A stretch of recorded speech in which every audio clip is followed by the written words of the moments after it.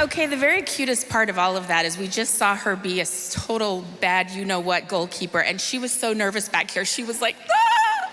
That was the cutest thing I think I've ever seen. Good job, Maddie. Thank you so much for having me here. I was already crying at that wonderful video of all of those beautiful, incredible athletes. And so grateful that I get to cover so many of those events that we saw in that video. I'm just maybe the luckiest person alive to see these great athletes.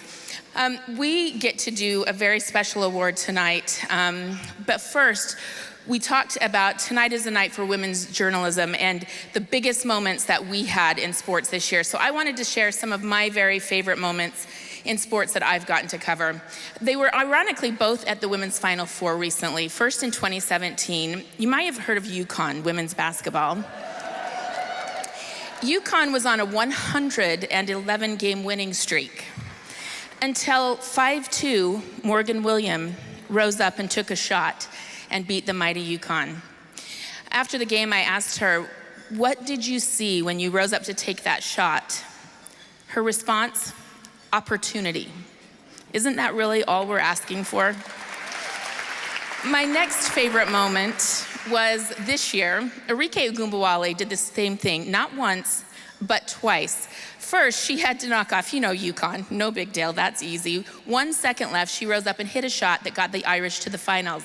And then at the buzzer in the national championship game, being guarded very well by Victoria Vivians, off kilter, she rose up and hit a shot that won them the national championship. Those are my two favorite women's sports moments of the last several years.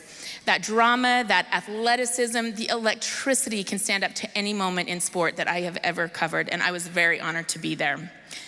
Hitting a buzzer beater takes skill, focus, and courage. But tonight's recipient of the Wilma Rudolph Courage Award takes the word courage to the next level. When the governing body of her sport challenged not only her abilities as an athlete, they actually challenged her life as a woman, and she had the courage to say, no, that's not fair. And her story is one that absolutely must be told.